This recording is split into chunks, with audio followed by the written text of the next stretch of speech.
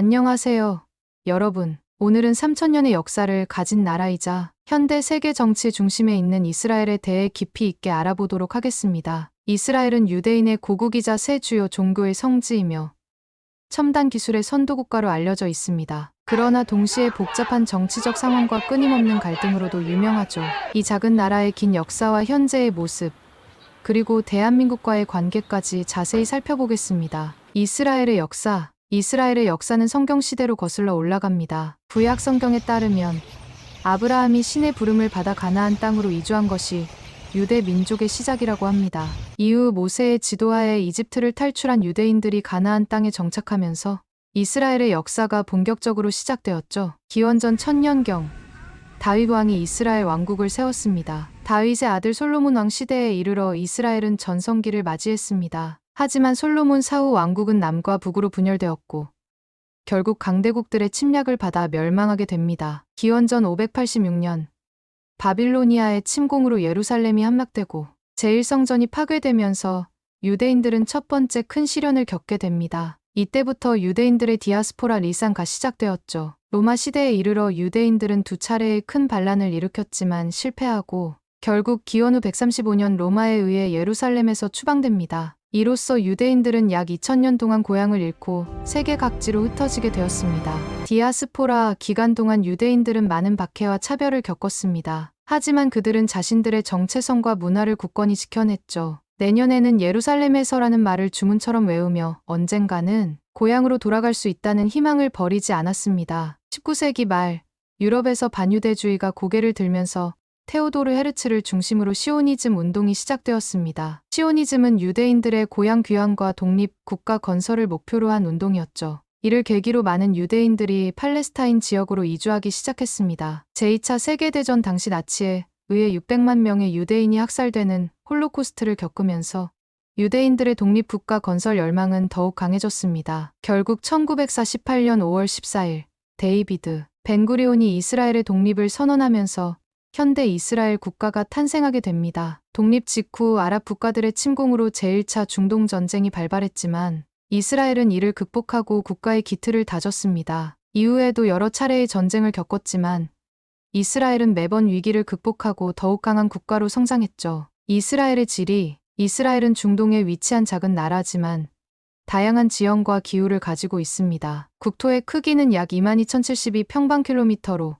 경상북도보다 조금 작은 크기입니다. 북부의 갈릴리 지방은 이스라엘에서 가장 비옥하고 푸른 지역입니다. 연중 강수량이 많아 농업에 적합하며 아름다운 자연 경관으로 유명합니다. 갈릴리 호스킨네레는 이스라엘의 주요 수원이자 관광지로 성경에도 자주 등장하는 유명한 장소입니다. 중부의 유대 산지는 예루살렘을 포함한 역사의 중심지입니다. 이 지역은 고도가 높아 여름에도 비교적 시원한 기후를 유지합니다. 예루살렘은 유대교, 기독교, 이슬람교의 성지로 세계에서 가장 오래된 도시 중 하나입니다. 동부의 요르단 계곡은 지구상에서 가장 낮은 지역입니다. 이곳에 위치한 사해는 해수면보다 약 400m 낮으며 염도가 매우 높아 누구나 물에 뜰 수 있는 것으로 유명합니다. 남부의 네게브 사막은 이스라엘 국토의 약 60%를 차지합니다. 한때는 불무지였지만 현재는 첨단 농업 기술을 이용한 오아시스 농장들이 만들어져 있고 태양광 발전 등 신재생 에너지 산업의 중심지가 되고 있습니다. 지중해 연안의 해안평야는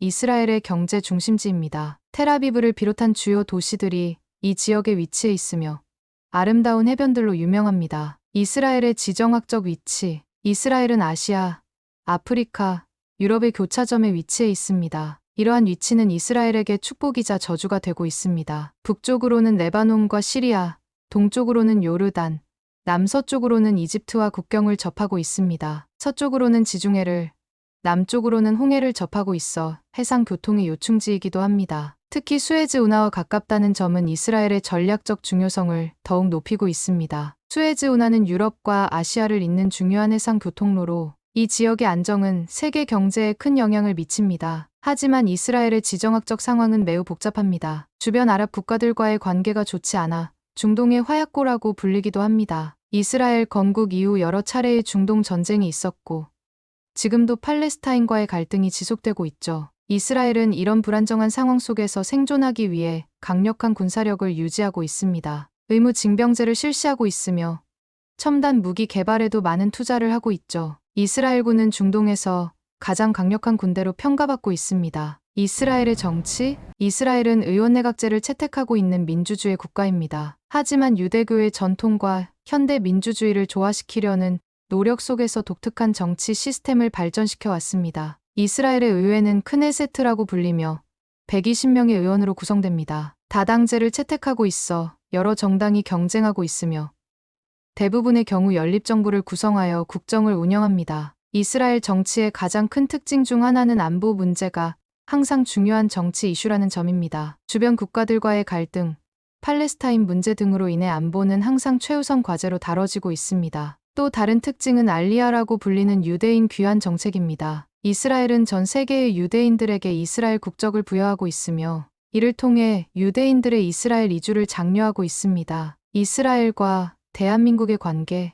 이스라엘과 대한민국은 1962년 수교 이후 꾸준히 관계를 발전시켜 왔습니다. 두 나라는 많은 공통점을 가지고 있습니다. 둘 다 적은 자원으로 눈부신 경제 발전을 이룩했으며 주변의 적대적인 국가들 속에서 강한 안보 체제를 구축해야 했죠. 특히 첨단 기술 분야에서 양국의 협력이 활발합니다. 삼성, LG 등 한국 기업들이 이스라엘의 스타트업에 투자하고 있으며 이스라엘의 혁신적인 기술들이 한국으로 도입되고 있습니다. 문화적으로도 교류가 늘고 있습니다. K-팝이 이스라엘에서 인기를 얻고 있으며 한국에서도 이스라엘의 문화에 대한 관심이 높아지고 있습니다. 2019년에는 양국 간 자유무역 협정이 체결되어 경제 협력이 더욱 강화될 전망입니다. 이스라엘의 위인들. 이스라엘은 많은 위인들을 배출한 나라입니다. 그중 몇 분을 소개해 드리겠습니다. 데이비드 벤구리온. 이스라엘의 건국의 아버지로 불리는 인물입니다. 첫 총리를 지냈으며 사막의 꽃을 피우자 하는 비전을 제시하여